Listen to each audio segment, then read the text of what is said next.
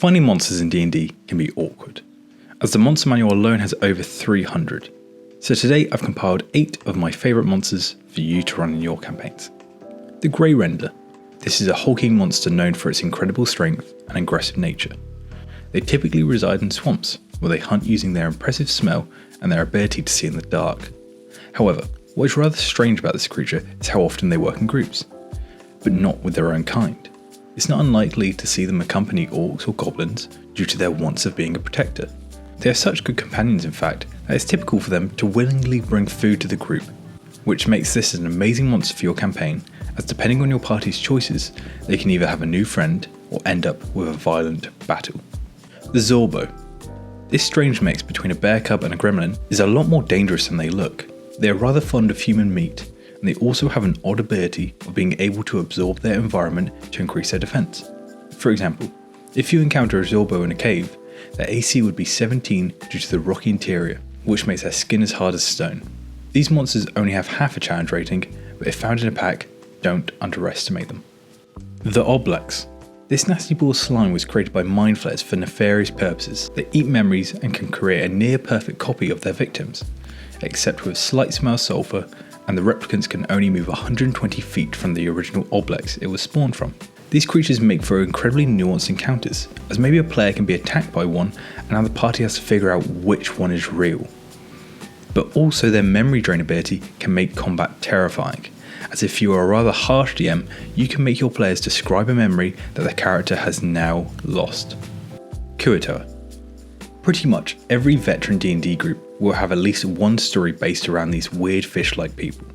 They have an interesting ability of if a Kuatoa believes in something, then they will literally make a god out of it due to sheer mental devotion. In a campaign I ran, one of my players got kidnapped by the Kuatoa. She ended up escaping after killing about 10 or so, and a year later the group stumbled upon the same Kuatoa camp, but this time with a god based on her great axe.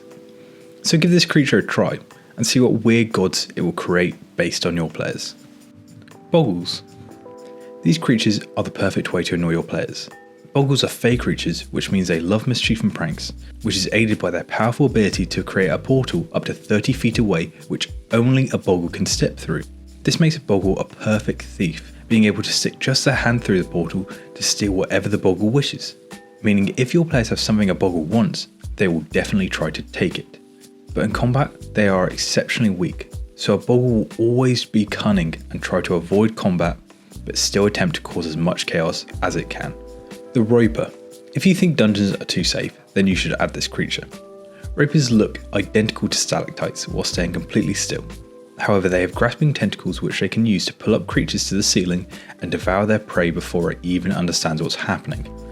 Ropers are fantastic opportunistic hunters, which a lot of D&D players haven't heard of before, which means the next time your party enters a cave, you can keep the surprise waiting in the shadows. The Wendigo. This monster is terrifying.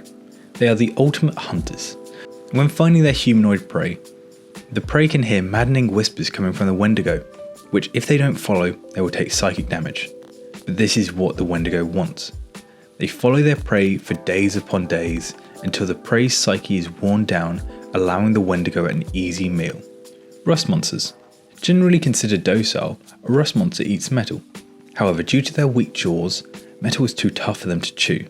But their antenna is special because it can rust metal upon touch, which allows them to easily eat the metal ores. These are fantastic blacksmith or mine companions due to their ability to eat waste metal. However, if your party were to stumble upon them in an abandoned mine, the rust monster would see their weapons as a fantastic snack. So those were my favourite monsters. I'm going to make more of these monster videos of compiling, just talking about my favourites, because I think they're really fun. So if there's any particular monsters or creatures or anything you want to see, just let me know. But yeah, thank you so much for watching. See ya and enjoy the rest of your day.